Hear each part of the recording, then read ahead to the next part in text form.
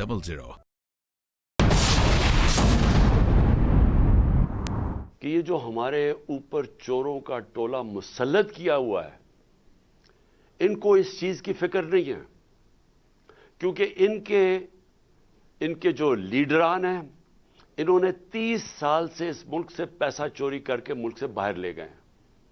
ان کی اربوں ڈالر کی جائیدادیں اور پراپرٹیز باہر پڑی ہوئی ہیں، اربوں روپے نہیں، اربوں ڈالرز کی ان کی پراپرٹیز باہر پڑی ہیں۔ 30 سال سے پیسہ چوری کر رہے ہیں۔ حدیبیہ پیپر مل جب پہلی دفعہ سامنے آئی تھی تو تب لوگوں کو اندازہ ہوا تھا کہ کس طرح یہ شریف خاندان، جن کا فرنٹ مین تھا اسحاق ڈار، جس نے 2025 اپریل میں 164 کا بیان میجسٹریٹ کے سامنے لکھوایا تھا، اور 164 کا بیان وہ ہوتا ہے جب میجسٹریٹ پوچھتا ہے کہ آپ کے اوپر کوئی دباؤ تو نہیں ہے، تو اس نے کہا نہیں جی میں خود کہنا چاہتا ہوں، کیونکہ اس وقت نواز شریف چھوڑ کے ملک باہر چلا گئے تھے سعودی عربیہ، اور اس میں اس نے بتایا کہ کیسے وہ شریف خاندان کا پیسہ، اس ملک چوری کا پیسہ اس ملک سے لانڈرنگ کر کے یعنی غیر قانونی طور پہ باہر بھیجتا تھا، اور پھر کیسے ادھر وہاں کوئی قاضی فیملی تھی، ان کا نام بھی بینک اکاؤنٹس بتائے، اور وہ پھر کیسے اس پیسے کو واپس پاکستان ریمیٹنسز کے نام پہ بھیجتے تھے، اور وہ پھر شریف خاندان میں چلا جاتا تھا۔ تو یہ تو پیسہ جو پاکستان آ جاتا تھا، جو پیسہ پاکستان نہیں آتا تھا اس سے پھر بڑے بڑے مے فیئر میں اپارٹمنٹس بھی لیے گئے، پھر ہائیڈ پارک میں بھی لیا گئے، پھر آف شور اکاؤنٹس بھی بنائے گئے۔ تو یہ آج سے 30 سال پہلے سے گیم چل رہی ہے، اور اس ملک کا پیسہ چوری کیا، ہنڈی حوالے سے باہر بھیجا، جس پیسے کی ضرورت پڑی وہ پاکستان منگوا لیا، جس طرح شہباز شریف نے ٹی ٹی کر کے پاکستان پیسہ جو ضرورت پڑتی تھی کہ کوئی گھر خریدنا ہے، کوئی کچھ کرنا ہے، وہ واپس آ جاتا تھا، باقی پیسہ ان کا باہر رہتا تھا۔ اب ان لوگوں کا جن کا پیسہ باہر پڑا ہوا ہے، ان کو کوئی فرق نہیں پڑے گا پاکستان ڈیفالٹ کرے گا، اگر ہمارا روپیہ گرے گا تو ان کا تو ڈالر میں پیسہ پڑا ہوا ہے، ان کو تو فائدہ ہے، اس لیے ان کو کوئی فکر نہیں ہے جدھر پاکستان جا رہا ہے۔ فکر آپ سب کو، ہماری طرح کے لوگوں جن کا کوئی باہر ملک سے انہوں نے، میں نے جس نے 30 سال ملک سے باہر کمائی کی تھی، اور جو اسی کمائی سے فلیٹ بھی لیا تھا، جو سب کچھ بیچ کے آج اپنے ملک میں پیسہ، جن لوگوں کا جینا مرنا پاکستان میں، ان کے لیے یہ بڑا تشویشناک ہے کہ اگر ملک کے ڈیفالٹ کی طرف چلا گیا، یہ سارے ہم جو پاکستان میں رہنے والے ہیں، یہ ہم سب کو بہت بڑا نقصان ہونے والا ہے۔ اس سے یہ ہوگا کہ کوئی باہر سے انویسٹمنٹ پاکستان میں نہیں آئے گی۔ جو ہمارے اپنے پاکستانی بھی پاکستان میں انویسٹ کرنا چاہتے ہیں، وہ کیوں اپنے ڈالروں کو روپے میں کنورٹ کریں گے جب روپیہ گرتا جا رہا ہے اور ان کو خوف ہے کہ آگے اور گرے گا؟ تو کسی نے اپنے وہ ڈالروں میں پیسہ رکھے، وہ کیوں کارخانے لگائیں، کوئی کیوں پراپرٹیز پاکستان میں لائیں؟ تو اس کے بہت دور کے اثرات پڑیں گے، منفی اثرات ہمارے ملک پہ پڑیں گے۔ تو لہٰذا میں اپنی پاکستانی قوم کے لیے آج یہ چیزیں رکھنا چاہتا ہوں کہ یہ ہمارے جو حالات ہیں، ہماری ساری قوم کو سمجھنا چاہیے کہ یہ ہمارے ملک سے کیا ہو رہا ہے۔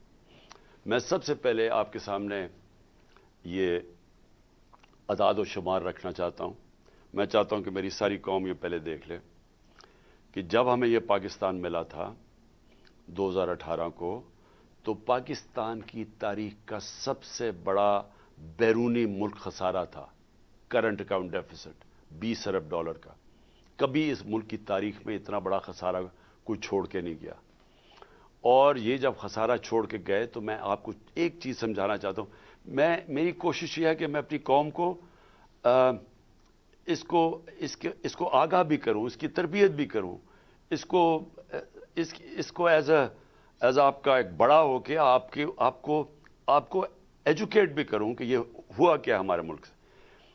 یہ جب خسارہ چھوڑ کے گئے تھے تو جو پٹرول، جو تیل ہے، جو اصل وجہ ہے کہ ہمارا جو خرچہ، ہمارے ڈالر کیوں کم ہوتے ہیں، کیونکہ ہماری جو سب سے زیادہ امپورٹ باہر سے ہوتی ہے، جو ہم باہر سے خریدتے ہیں، وہ ہے تیل، پیٹرولیم پروڈکٹس۔ تو ان کے دور میں تقریباً آدھی قیمت تھی تیل کی عالمی منڈی میں۔ جب ہماری باری آئی تو یہ سمجھ جائیں کہ یہ تیل کی قیمت، یہ جو کرونا سے کہ جب کرونا کی وجہ سے سپلائی شارٹیجز ہوئے ہیں، تو ہمارے دور میں آخری وقت پہ $103 سے تیل گیا $115-20 تک بھی پہنچا. تو جب تیل بڑھتا ہے تو پھر ہماری امپورٹس بڑھ جاتی ہیں، امپورٹس بڑھتی ہیں، ڈالرز ہمارے زیادہ خرچ ہوتے ہیں، ڈالر کم ہو جاتے ہیں. ڈالر جب کم ہوتے ہیں تو روپے کے اوپر پریشر پڑتا ہے اور ہمارے ریزرو پہ پریشر پڑتا ہے. تو اب یہ سمجھیں کہ یہ جو پاکستان چھوڑ کے گئے تھے اور ہم جو پاکستان چھوڑ کے گئے تھے، یہ جو ہمیں انہوں نے رجیم چینج پہ کیا تھا، تو اس وقت پاکستان کی 2022 میں 2021 میں پاکستان کے جو جی ڈی پی دولت میں اضافہ ہو رہا تھا وہ 5.7% تھا، اور جو ہمارا 2022 تھا، چوتھا سال تھا، اس میں 6% تھا. 5.7 اور 6% پاکستان کی تاریخ میں یہ صرف اور صرف اگر اس طرح کی پاکستان کی جی ڈی پی گروتھ ہوئی یا دولت میں اضافہ ہوا، یہ مارشل لاز میں ہوا تھا، ایوب خان کے زمانے میں یا جنرل ضیاء کے زمانے میں اور جنرل مشرف کے زمانے میں. یہ کیوں ہوا تھا ان کے دور میں؟ کیونکہ ہم ان کے ساتھ ان کی 2 دفعہ جنگوں میں شرکت کر رہے تھے، افغان وار میں اور وار آن ٹیرر میں، اور اس سے پہلے ہم سیٹو اور سینٹو کے امریکہ کے ساتھ ملے ہوئے تھے پیکٹ میں کولڈ وار کے دوران جب ایوب خان کا دور تھا. صرف ان دوروں کے اندر ہماری گروتھ ریٹ اس سطح پہ پہنچی تھی کیونکہ امریکہ سے ڈالرز مل رہے تھے پاکستان کو. یہ واحد گورنمنٹ ہے جو امریکہ کے ڈالرز نہ ملنے کے باوجود اس نے 5.7 اپنے تیسرے اور 6.8 پہ ہماری اکانومی گرو کی. اور یہ یاد رکھیں کہ اس میں 2 سال کرونا آیا تھا جو ایک ایسی وبا تھی جس نے دنیا کی اکانومیز کو تباہ کر دیا تھا. ہندوستان کے حالات دیکھیں، ان کی منفی میں چلی گئی تھی گروتھ ریٹ. ایران کا دیکھیں جو ہمارے نیبرز کی بات کر رہا ہوں دنیا میں، اور ابھی تک اس کے اثرات ہیں وہ کرونا کے. تو ہمارے دور میں اس کے باوجود کہ کرونا تھی اور یہ یاد رکھیں کہ دنیا نے اکنالج کیا تھا کہ پاکستان وہ 3 ٹاپ ملکوں میں جس نے سب سے بہترین طور پہ کرونا کو مینج کیا. اور اس کے ثبوت کیا ہے کہ ہم نے اپنی اکانومی بچا لی، اپنے غربت بچا لی، اپنے روزگار بچایا لوگوں کا، اور ہمیں اپنی انڈسٹری بچا لی، اور ہم نے یہ 5.7 اور 6% پہ گرو کیا. ہماری ریکارڈ ریمیٹنسز تھی، بیرون ملک پاکستانی کو سب سے زیادہ ہمارے پہ اعتماد تھا. $31 ارب کی انہوں نے ریمیٹنسز بھیجی جو ریکارڈ تھا. نون لیگ کی دور میں 19.6% ریمیٹنسز تھی. ہم نے ادھر سے لے کے گئے 3.5 سال میں $32 ارب پہ. ہمارا جو ڈیفیسٹ چھوڑ کے گئے ہم، اس کے باوجود کہ تیل کی قیمتیں ریکارڈ کی پرائس پہ تھی، ساری چیزیں مہنگی ہو گئی کرونا کی وجہ سے، سپلائی شارٹیجز کی وجہ سے، اس کے باوجود ہم جو جی ڈی پی چھوڑ کے گئے تھے کرنٹ اکاؤنٹ بیرونی ڈیفیسٹ وہ 4% تھا. نون لیگ چھوڑ کے گئی تھی 5.8%، جب تاریخی سب سے کم تیل کی قیمتیں تھیں.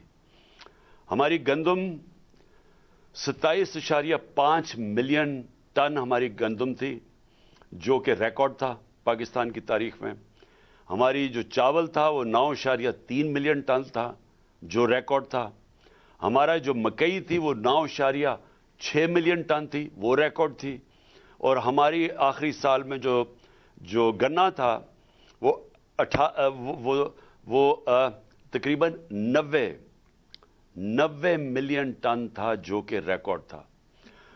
جو ان کی بجلی کی جنریشن تھی، اب یہ سمجھیں انہوں نے بجلی جو کانٹریکٹ سائن کیے تھے پاور جنریشن کے نون لیگ نے، اس میں یہ تھا کہ اگر ہم بجلی خریدیں یا نہ خریدیں ہمیں کیپیسٹی پیمنٹس پہ دینے پڑتے تھے.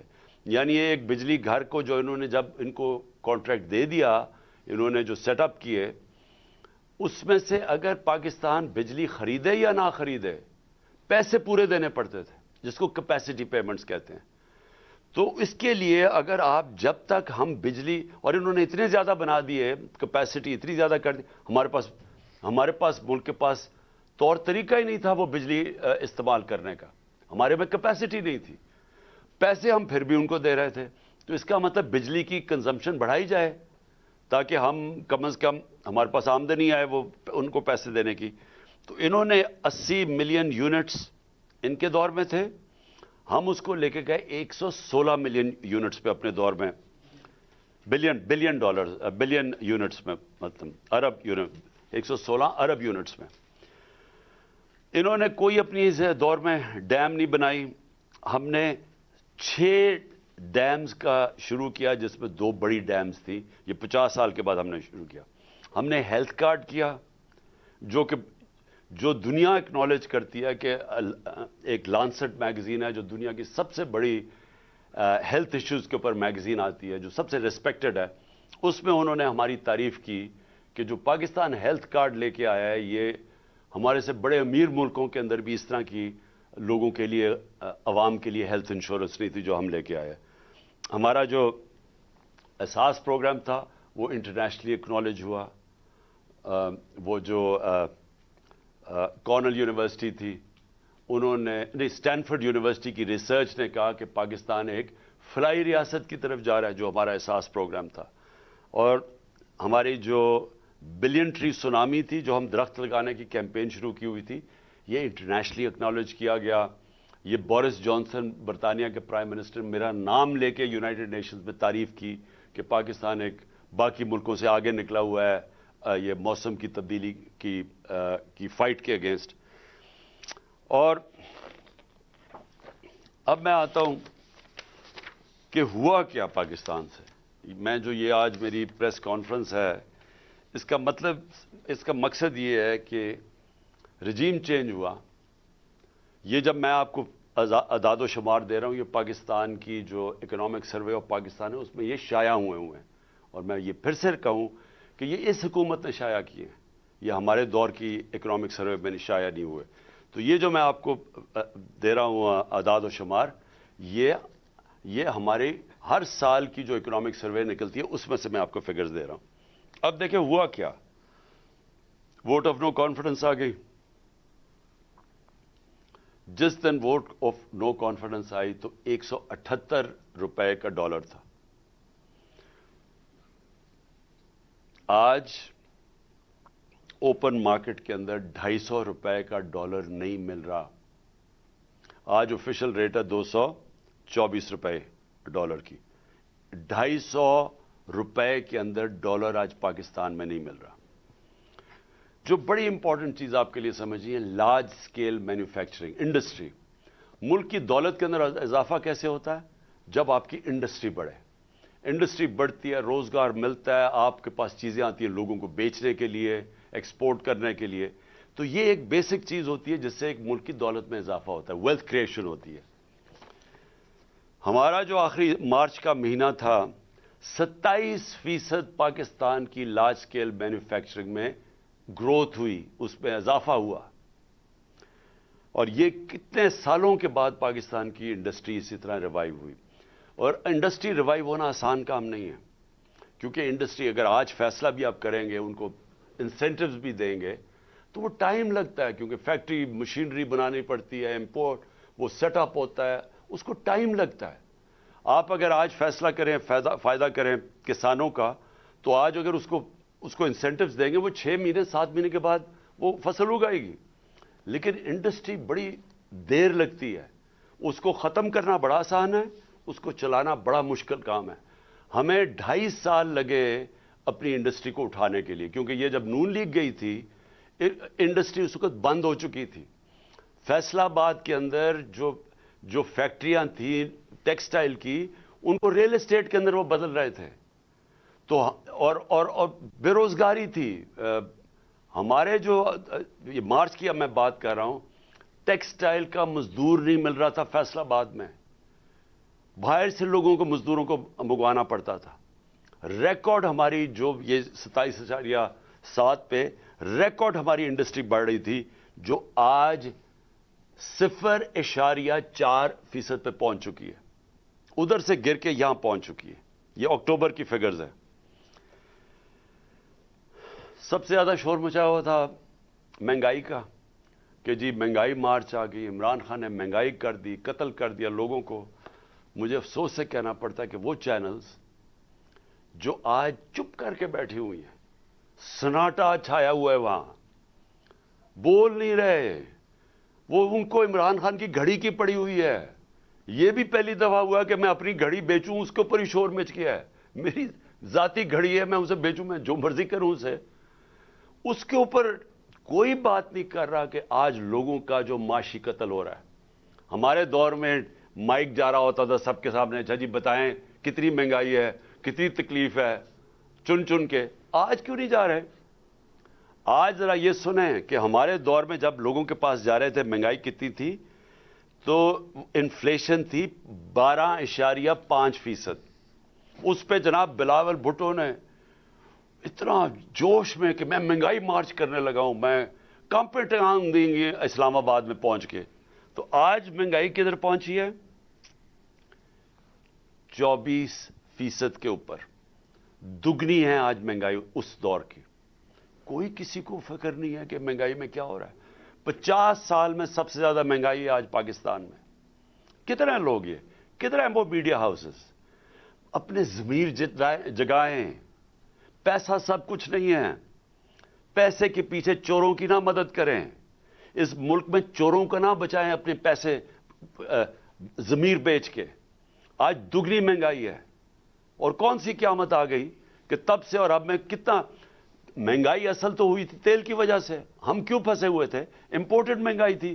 دنیا میں تیل کی قیمت بڑھ گئی تھی, کرونا کی وجہ سے سپلائی شارٹیجز تھے. تو آج انٹرنیشنل مارکیٹ میں تیل کی قیمت کیا ہے؟ $80 سے بھی نیچے آ گئی ہے. آج $70 اور $80 کے بیچ میں قیمت ہے. ہمارے دور میں $103 سے $115 تک تیل کی قیمت تھی, جس کی وجہ سے ہمیں مشکل پڑی ہوئی تھی مہنگائی روکنے کے لیے. تو ہم جب کہتے تھے کہ باہر سے مہنگائی ہے تب تو کوئی نہیں سنتا تھا. اور آج یہی لوگ جب کہ نیچے آ چکی ہے تیل کی قیمت اور آج مہنگائی آسمانوں پہ ہے, آج سناٹا ہے. آج ہمارے دور میں جو پٹرول اور ڈیزل تھا وہ $150 لیٹر پہ تھا.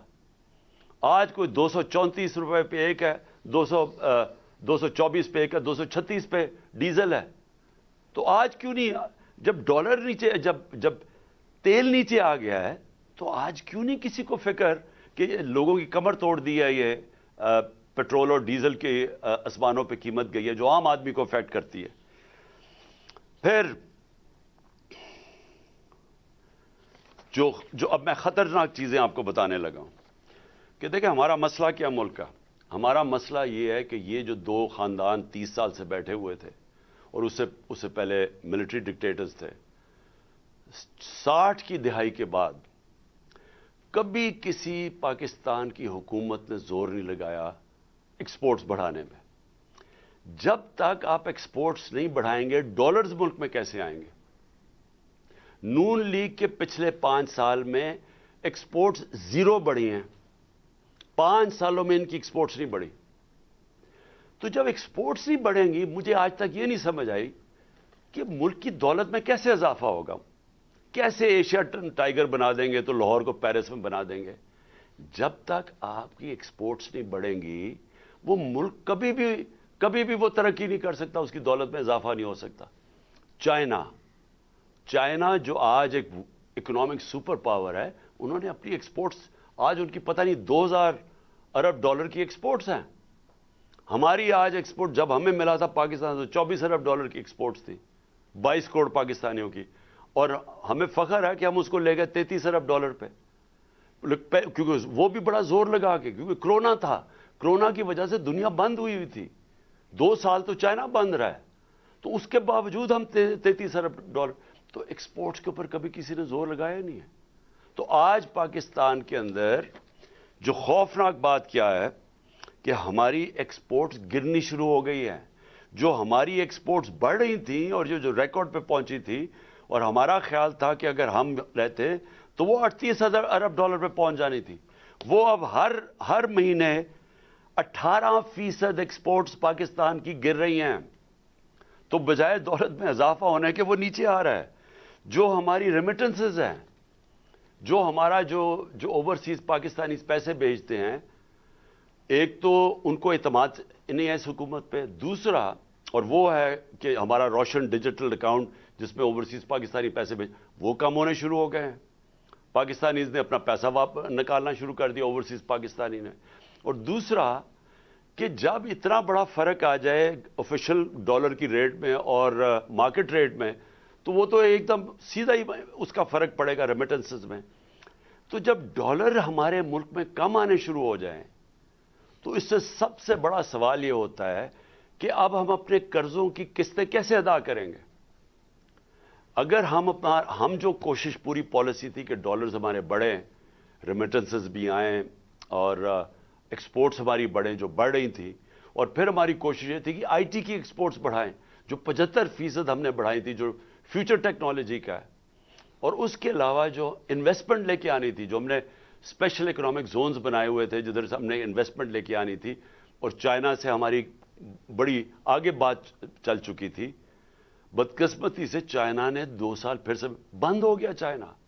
تو جو وہ چائنا آنا جانا ہی ناممکن ہو گیا، ان کی جو کوارنٹین لاز ایسے تھے. تو جو ہم نے ان سے اپنی اسپیشل اکنامک زونز میں انویسٹمنٹ کروانی تھی، اس نے بھی ہمارے ڈالر کی انٹیک بڑھانی تھی. تو اب نہ انویسٹمنٹ آ رہی ہے، ایکسپورٹس ہماری نیچے جا رہی ہیں، ریمیٹنسز ہماری نیچے جا رہی ہیں، ڈالرز ہمارے کم ہو رہے ہیں، قرضے ہمارے بڑھتے جا رہے ہیں. تو کس نے ادا کرنی ہے؟ آج جدھر پاکستان کھڑا ہے، ہم یہ کیسے قسطیں ادا کریں گے؟ اور یہ میں پھر سے اسی پہ آ گیا ہوں کہ مجھے آج کیوں خطرہ ہے، کیوں ہماری طرح کے لوگوں کو خطرہ ہے اور فکر پڑی ہوئی ہے، اور کیوں ان کو نہیں فکر. میں سب سے پوچھتا ہوں، اپنی اسٹیبلشمنٹ سے پوچھتا ہوں، اپنے ہر طبقے کے پاکستانی سے پوچھتا ہوں کہ کیا آپ کو فکر نہیں ہے کہ آپ پاکستان کدھر جا رہا ہے؟ میں جب الیکشنز کی بات کرتا ہوں، میں الیکشنز کی اپنی ذات کے لیے نہیں بات کر رہا، میں تحریک انصاف کے لیے نہیں بات کر رہا. تحریک انصاف نے تو جب بھی یہ الیکشن کروائیں گے انشاءاللہ، جس طرح کی پبلک سپورٹ ہے آج پی ٹی آئی کی، پاکستان کی تاریخ میں کسی پولیٹیکل پارٹی کی نہیں تھی. چاروں صوبوں میں یہ پارٹی پھیلی ہوئی، باقی تو 2 پارٹیز رہ گئی ہیں، چھوٹی چھوٹی پارٹیز صوبائی پارٹیز بن گئی ہیں. تو انہوں نے تو جب بھی الیکشنز ہو ہم نے جیتنا ہے. تو ہمیں یہ نہیں فکر کہ اگر الیکشن ٹائم پہ ہوں گے تو ہمیں کوئی فرق پڑ جائے گا. مجھے خوف آ رہا ہے کہ جتنی دیر اب یہ گورنمنٹ چلے گی، اس ملک کا جو معاشی بحران ہے وہ بڑھتا جائے گا. اور وہ کیوں بڑھے گا؟ کیونکہ جب تک ملک میں پولیٹیکل سٹیبلٹی نہیں آتی، سیاسی طور پہ ملک میں استحکام نہیں آتا، تو معاشی طور پہ تو استحکام آ ہی نہیں سکتا. ساری دنیا کی کامن سینس ہے کہ معیشت تب ترقی کرتی ہے جب سرٹنٹی ہوتی ہے، جب استحکام ہوتا ہے. میں اگر آج بزنس مین ہوں، میں آج ایک انویسٹر ہوں، میں تو تب پیسہ لگاؤں گا جب مجھے پتا چلے گا کہ یہ 4-5 سال کی حکومت چل رہی ہے، اور میرا آج اگر پیسہ لگاؤں گا تو 2-3 سال کے بعد جب مجھے اس کا نفع آنا شروع ہوگا.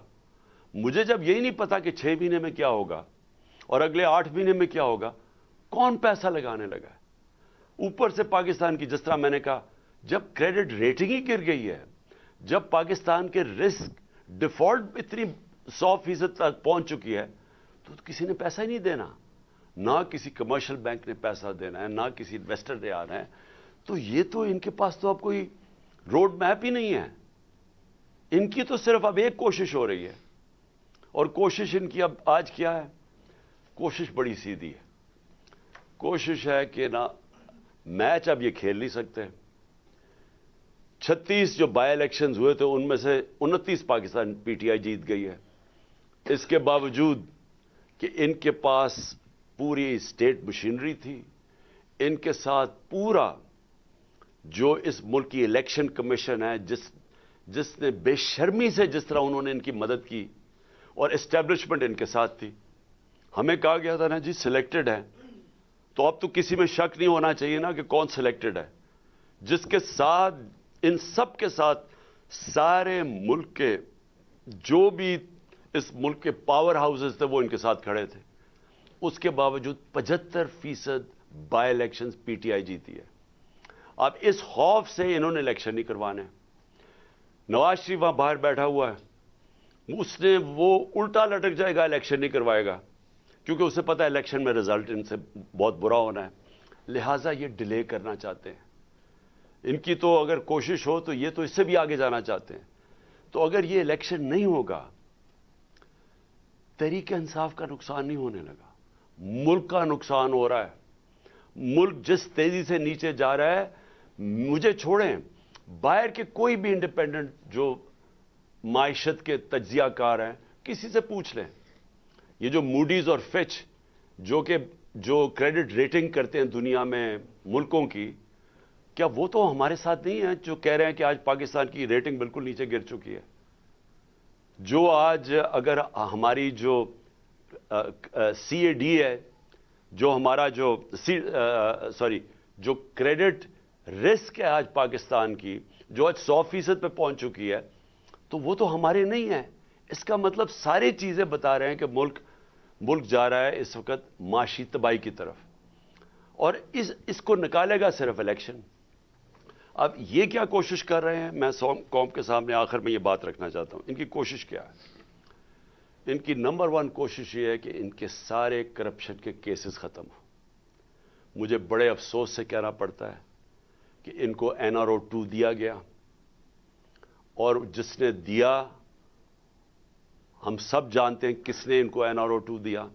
NRO 1 جنرل مشرف نے دیا، NRO 2 ادھر جو ملک کا طاقت میں تھا اس نے دیا، اور اس کی وجہ سے کیا ہوا ہے کہ سارے کرپشن کے کیسز ان کے ختم ہو رہے ہیں ایک ایک کے، اور وہ کرپشن کیسز جو ان کے دور میں بنے ہوئے تھے، یہ کیسز ہمارے دور میں نہیں، سوائے شہباز شریف کے کیسز، جو FI کا کیس تھا، اور جو وہ TT کا کیس، 24 ارب کے جو اس خاندان پہ کیسز تھے، باقی سارے کیسز ان کے پرانے کیسز تھے۔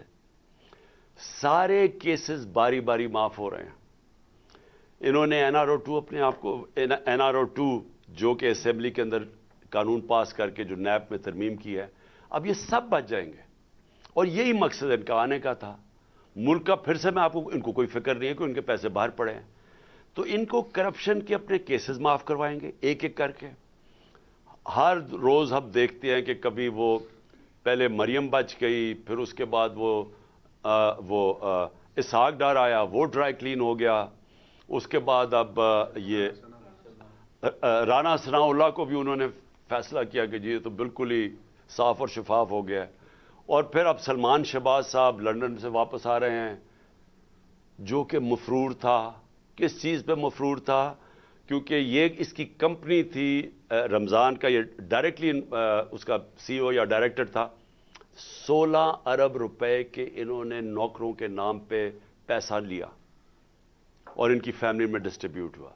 کوئی بھی دنیا میں اس کیس میں نہیں بچ سکتا تھا، اور وہ اس لیے ایک دم جب اسے پتا چلا وہ باہر بھاگ گیا، اور اب وہ واپس آ گیا ہے کیونکہ وہ بھی ڈرائی کلین ہوگا۔ 4 گواہ مر چکے ہیں، جیسی ان کی حکومت آئی 4 گواہ اس کیس میں، مقصود چپڑاسی والے کیس میں مر چکے ہیں۔ مقصود چپڑاسی بھی بیچارہ مر چکا ہے، ڈاکٹر رضوان بھی مر چکے ہیں جو انویسٹیگیٹر تھے، تو ادھر سے بھی پاک ہو جائیں گے اب، اس لیے وہ واپس آ گیا ہے۔ اور جو TT کے کیس ہیں، جو انہوں نے فلودہ والا اور وغیرہ کے نام اور پتہ نہیں چینی والا کے نام پہ، جو کبھی پاکستان سے باہر بھی نہیں گئے تھے، انہوں نے ان کے پاسپورٹ لے کے تو اربوں روپیہ ان کے نام پہ پاکستان منگوایا، وہ بھی اب سارے کیسز میں ڈرائی کلین ہو جائے گی، کیونکہ نیب کا اپنا اوپر آدمی انہوں نے رکھ دیا ہے، FIA کا انہوں نے اپنے دونوں ادارے تباہ کر دیے ہیں صرف اپنے آپ کو بچانے کے لیے۔ اور باقی ان 2 اداروں کا یہ کام اب ہے کہ کیوں یہ ٹائم چاہتے ہیں؟ یہ ٹائم اس لیے چاہتے ہیں کہ تحریک انصاف کے اوپر کیسز کیے جائیں، عمران خان کو ڈسکوالیفائی کیا جائے، کیسز ڈھونڈو کسی طرح اس کو ڈسکوالیفائی کیا جائے۔ اپنا انہوں نے ایک بددیانت دار الیکشن کمشنر بٹھایا ہوا ہے۔ کبھی کسی ملک کی تاریخ میں ایسا نہیں ہوا کہ وہ ایک آدمی 2.5 سال سے ہمارے خلاف فیصلے کر رہا ہے۔ ہم 8 دفعہ عدالت میں گئے ہیں اس کے فیصلوں کے خلاف، انہوں نے اوور ٹرن کر دیا، اس کے فیصلے رد کر دیے۔ ہم سپریم جوڈیشل کاؤنسل میں اس کو لے کے گئے ہوئے ہیں، ہم نے اس کے اوپر کیسز کیے ہوئے ہیں، ہمارے کیسز نہیں سنے جا رہے، اور وہ ہمارے اوپر کیسز پہ کیسز کیے جا رہے ہیں۔ اور صرف ایک پوائنٹ ایجنڈا ہے کہ مجھے ڈسکوالیفائی کرے اور ہماری پارٹی کو نقصان پہنچائے. ایک منٹ. اور میں جو اس کے ساتھ ساتھ جو سب سے بڑا جو میں آخر میں بات کرنا چاہتا ہوں وہ اعظم سواتی کی ہے.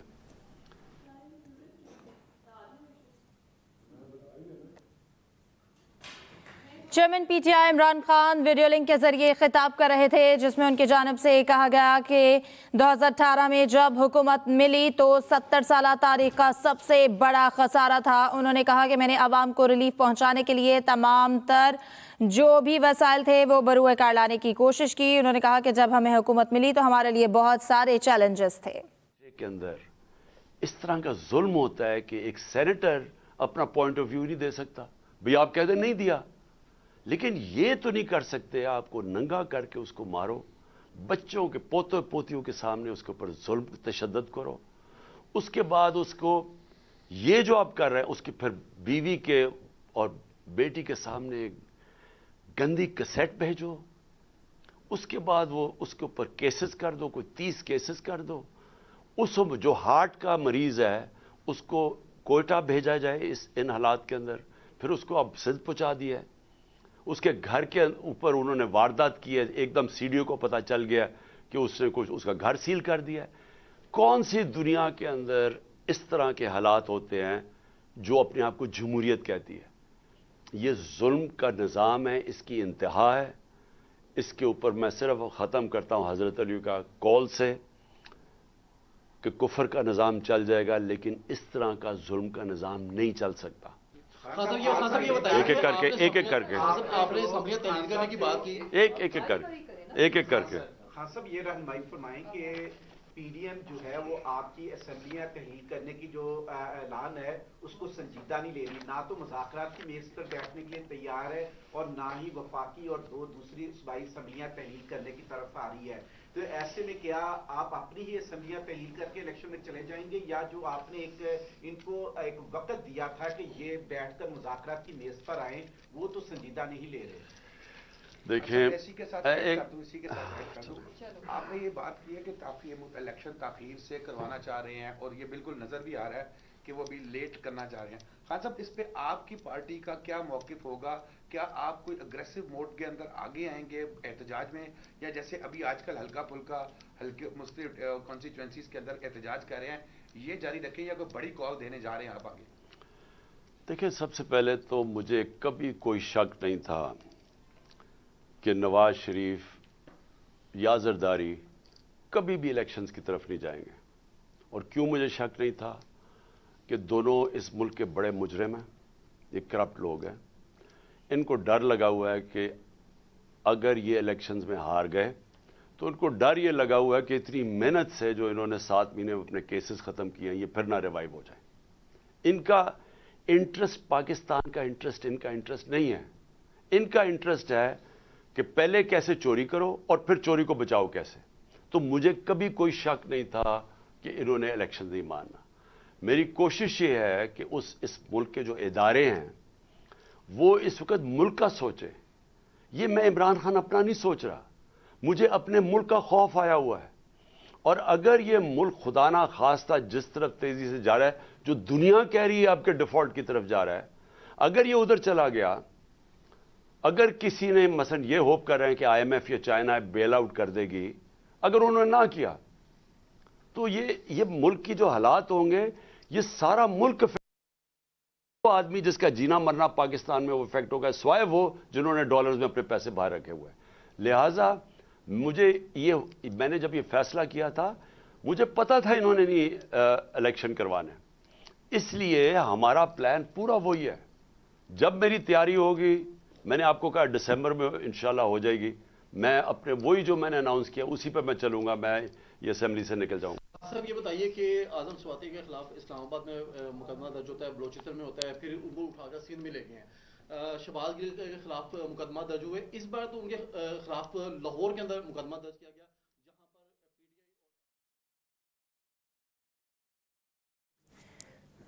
Chairman PTI Imran Khan news conference कर रहे हैं। उन्होंने कहा कि ये सिर्फ मुझे नाअहल कराना चाहते हैं। आज़म सवाती का क्या कसूर था, उस पर जुल्म किया गया, अब उसको सिंध भेजा जा रहा है।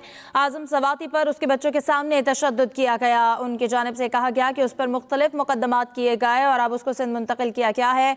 उन्होंने कहा कि ये पीडीएम हुकूमत को खतरा है कि जब ये लोग इलेक्शन हार जाएंगे तो 7 महीनों में इन्होंने जो अपने ऊपर केसेस खत्म करवाए थे वो दोबारा से रिवाइव हो जाएंगे। उन्होंने कहा कि ये मेरे खिलाफ केसेस ढूंढ रहे हैं, मुझे नाअहल करना चाहते हैं ताकि ये लोग करप्शन कर सकें। ये लोग मुल्क के साथ मुखलस नहीं हैं। उन्होंने पीडीएम हुकूमत को तनकीद का निशाना बनाया। उन्होंने कहा कि जो माशरी सूरत हाल है, किसी ने पाकिस्तान को पैसे नहीं देने हैं, ये लोग मुल्क को तबाहाल कर देंगे। NRO2 की वजह से इनके केसेस एक एक करके ख़त्म हो रहे हैं। मकसूद चपड़ासी वाले केस में 4 गवाह मर चुके हैं। उन्होंने कहा कि ये मेरे खिलाफ भी केसेस ढूंढ रहे हैं। इमरान खान की जानिब से वीडियो लिंक में खिताब के जरिए ये भी कहा गया कि नवाज शरीफ उल्टा लटक जाए, इलेक्शन नहीं होने देगा। ये लोग नहीं चाहते कि मुल्क में किसी भी तरह वक्त से पहले इलेक्शन हो। उनकी जानिब से कहा गया कि पीडीएम को खौफ है कि इलेक्शन हुए तो हम हार जाएंगे। NRO2 की वजह से इनके केसेस ख़त्म हो रहे हैं। मुझे अफसोस है कि इनको NRO2 मिल गया, किसने दिया सब जानते हैं। ये लोग अब मेरे खिलाफ केसेस ढूंढ रहे हैं, मुझे नाअहल करना चाहते हैं। सारी चीज़ें बता रही हैं कि मुल्क तबाही की जानिब जा रहा है। इमरान खान की जानिब से ये कहा गया कि आज़म सवाती का क्या कसूर था। उन्होंने मज़ीद कहा कि इन सब के केसेस एक एक करके ख़त्म हो रहे हैं। इमरान खान ने वीडियो लिंक में खिताब किया जिसमें उन्होंने कहा कि मकसूद चपड़ासी वाले के केस में भी 4 गवाह मर चुके हैं। उन्होंने कहा कि तहरीक इंसाफ के बिलियन ट्री मंसूबे को पूरी दुनिया ने सराहा। मुस्लिम लीग नून के दौर में सनतें ख़त्म हो चुकी थी। चेयरमैन पीटीआई न्यूज़ कॉन्फ्रेंस कर रहे थे। उन्होंने कहा कि इंडस्ट्री खड़ा करने में 2.5 साल लगे, सनतों ने 27% तरक्की की। हमारे दौर में मुल्क आगे जा रहा था। हमारी हुकूमत ख़त्म की गई तो डॉलर की कीमत 178 रुपये थी और अब डॉलर तारीख़ी बुलंदियों को छू रहा है, जिसकी वजह से मुल्क में महंगाई भी हो रही है। आज पाकिस्तान में डॉलर 250 रुपये में भी नहीं मिल रहा। इमरान खान की जानिब से न्यूज़ कॉन्फ्रेंस करते हुए कहा गया कि शोर मचाया हुआ था। इमरान खान ने महंगाई कर दी। जब से इनकी हुकूमत आई है इन्होंने आवाम को कितना रिलीफ पहुंचाया है। उन्होंने कहा कि आज इमरान खान की घड़ी का शोर मचा हुआ है, कोई भी महंगाई पर बात नहीं करता। मेरी ज़ाती घड़ी है, मैं बेचूं या नहीं ये मेरी मर्जी है। इमरान खान की जानिब से ये कहा गया है। उन्होंने न्यूज़ कॉन्फ्रेंस की जिसमें उन्होंने कहा कि हमारी बढ़ती हुई बरामदात हर माह 18% गिर रही हैं। चेयरमैन पीटीआई इमरान खान की जानिब से ये कहा गया कि आज हमारी हुकूमत होती तो बरामदात यकीनी तौर पर बढ़ती। Chairman PTI Imran Khan news conference कर रहे थे जिसमें उन्होंने कहा कि ये मेरी ज़ाती घड़ी थी, मैं बेच दूं या नहीं ये मेरी मर्जी है।